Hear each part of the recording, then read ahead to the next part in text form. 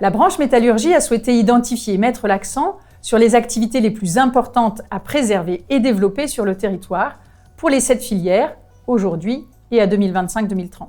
C'est la notion d'activité critique sur laquelle nous reviendrons tout à l'heure. Alors, l'analyse stratégique menée a conduit à identifier 7 activités indispensables à préserver ou à développer pour maintenir l'activité et l'emploi sur le territoire national dans la métallurgie. L'accompagnement de ces 7 activités critiques est clé pour soutenir la métallurgie, maintenir l'activité en France et l'emploi dans les territoires. Première activité critique, les savoir-faire métallurgiques traditionnels qui restent indispensables à la production. Ces activités sont réellement critiques tant les difficultés d'accès aux ressources humaines sont importantes. À l'égard de la rareté du vivier initial, de la longueur d'acquisition des compétences par l'expérience, de la nécessité également de maîtriser des fondamentaux scolaires ou théoriques tout au long du parcours professionnel. La situation revêt un degré de criticité supplémentaire pour les petits viviers rares du nucléaire, de la défense, de la pétrochimie et des énergies marines renouvelables. Conserver ces savoir-faire est donc important à l'égard de cet enjeu de souveraineté et d'indépendance stratégique. Mais il y a un point supplémentaire qu'il faut bien avoir en tête. Bien loin de réduire l'importance des savoir-faire traditionnels, le contexte de numérisation et d'automatisation de l'industrie accentue la criticité. Parce que ces savoir-faire sont moins mis en œuvre en direct. Du coup, la connaissance du geste métier, elle, qui reste indispensable, est nécessaire pour maintenir la qualité de la production et la maintenance. Or, le geste sera exécuté dans les moments les plus tendus, ceux de la maintenance, alors qu'au quotidien, l'interface digitale, parfois, fait qu'on n'exerce plus ce geste en direct. Cette criticité n'est pas nouvelle, et elle se maintient dans les métiers de la chaudronnerie, du montage-câblage, de l'usinage, de la maintenance industrielle et d'équipement. Pour accompagner les savoir-faire traditionnels, il est bien sûr pertinent de poursuivre les actions actuellement en place à l'échelle de la branche ou des territoires pour renforcer, maintenir des formations, des places en formation ouvertes dans ces métiers.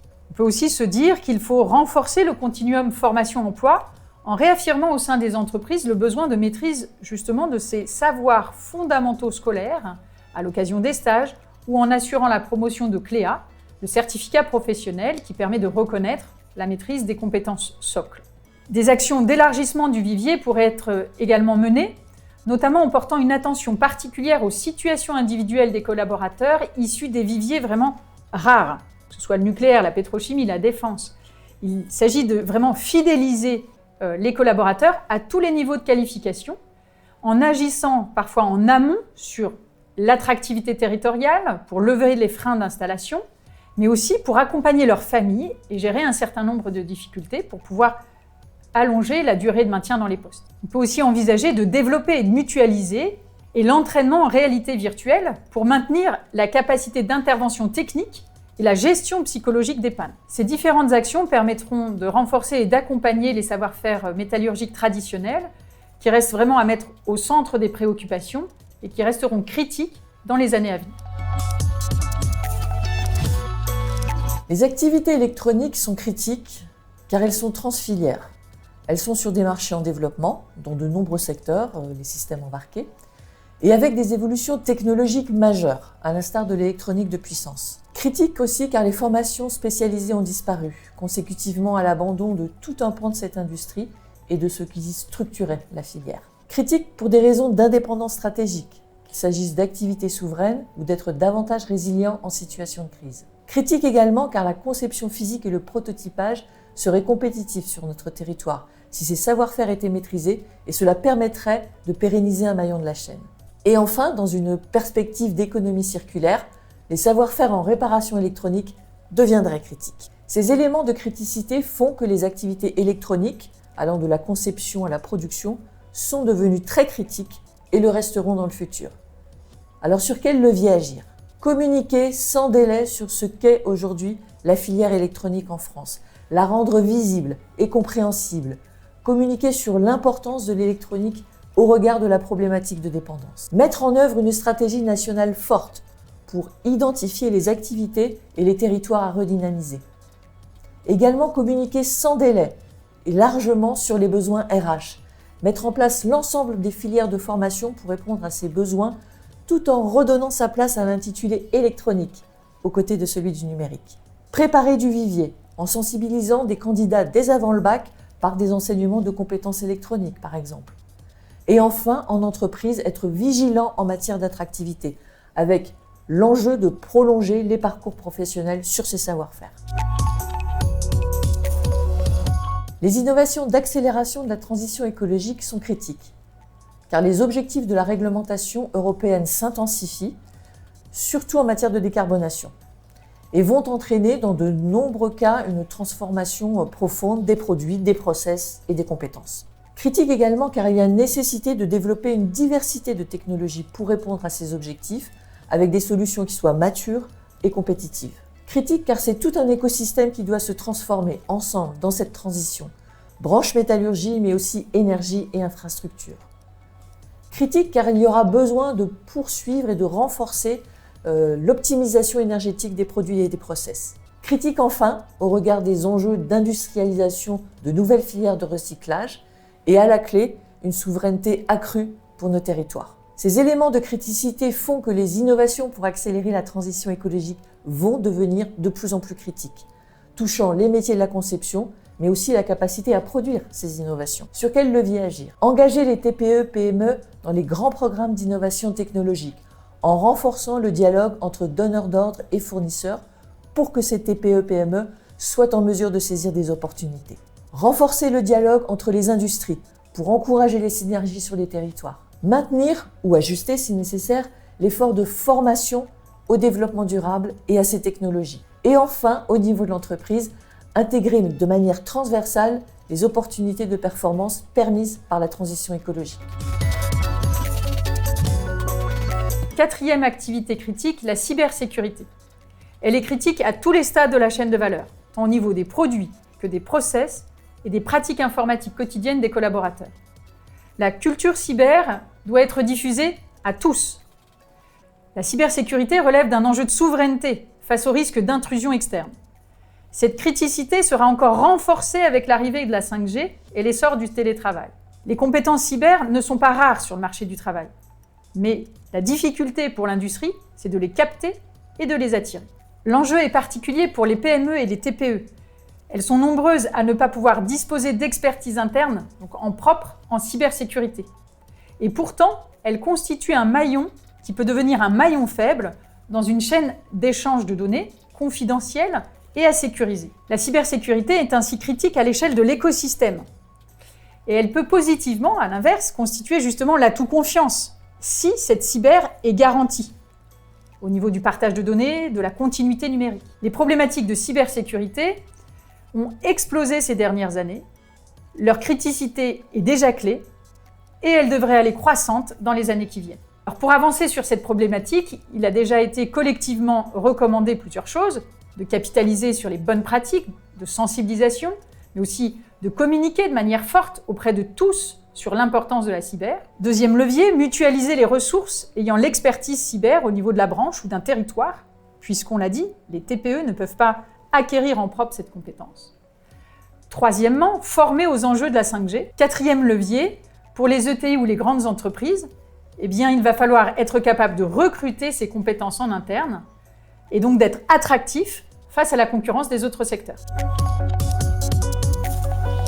Cinquième activité critique, et que nous avons délibérément souhaité distinguer des enjeux de cybersécurité. Il s'agit de la maîtrise de la donnée numérique, qui est une condition sine qua non au développement de solutions complexes d'optimisation de la production ou pour répondre aux attentes des marchés de demain, d'automatisation, de robotisation, d'IoT, de maintenance prédictive, de rétro-ingénierie.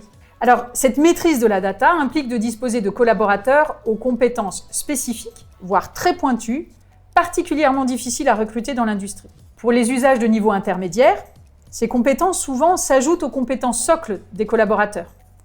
C'est toute la problématique de l'hybridation qui se pose et qui contribue justement à la criticité de ces savoir-faire. Alors, il y a un autre point d'importance à l'échelle des filières et des bassins. La maturité numérique facilite la performance collective et l'amélioration de la qualité globale via notamment la continuité numérique produit, le partage des maquettes numériques, etc. Donc il y a un enjeu aussi collectif de maîtrise de ces savoir-faire. Quelques exemples pour rendre concret les compétences dont nous venons de parler. Ces compétences que doivent donc recruter en particulier les ETI et les grandes entreprises. mais aussi certaines TPE ou PME spécialisées en ce domaine. Il s'agit des compétences en gestion, exploitation des données numériques industrielles ou produits, en optimisation industrielle des process et des méthodes par la donnée, en maintenance prédictive ou en robotisation, automatisation des procédés. Comment agir face à cette criticité ? Eh bien, il y a toute la question de l'attractivité. Et elle n'est pas simple à résoudre pour ces viviers très concurrentiels. Une première proposition est finalement de valoriser le rôle de ces data scientists ou de ces collaborateurs à la contribution opérationnelle de l'activité. Alors cette capillarité avec les établissements de formation, pour par exemple contractualiser avec certains étudiants avant même qu'ils sortent sur le marché du travail, elle peut se traduire aussi par l'encouragement au sein des formations initiales de ces compétences et de ces formations en data, que ce soit pour les BTS ou les ingénieurs, afin que l'acquisition des savoir-faire en gestion et exploitation de la donnée vienne se superposer, s'adjoindre finalement aux compétences de spécialité technique. Les capacités facilitant le renouvellement de la création de valeur sont critiques, car la conduite du changement, le travail en mode projet, la capacité à coordonner des actions et les autres soft skills créent des conditions favorables à la création de valeur lorsqu'elles sont en complément des compétences techniques. Critiques car ces capacités facilitent l'adaptation dans un contexte de crise. Également, elles sont indispensables pour construire des offres globales qui intègrent multidisciplinarité et complexité, et elles sont indispensables pour mener de front les transitions numériques et écologiques.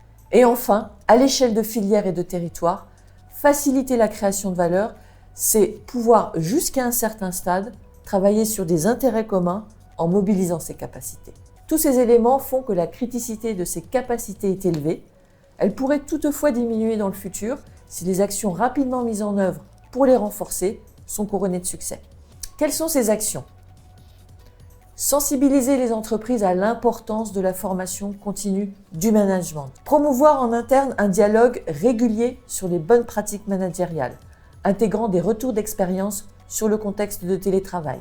Sensibiliser les entreprises aux effets de la culture d'entreprise sur la capacité d'amélioration, la capacité d'innovation. Encourager tout type d'approche collective innovante à l'échelle de filière et de territoire. Animer le dialogue tête de filière fournisseur pour identifier des pistes de coopération et permettre d'avancer de manière plus intégrée. Encourager ou maintenir l'acquisition de ces capacités dans les formations initiales, notamment pour les techniciens et les ingénieurs.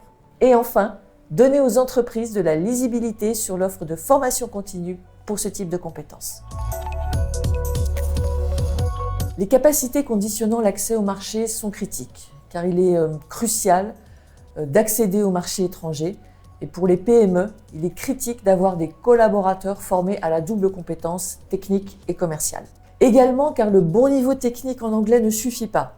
Il faut également être sensibilisé aux cultures étrangères pour espérer faire la différence sur ces marchés. Critique également car il y a une problématique de vivier sur le métier d'acheteur industriel de bon niveau.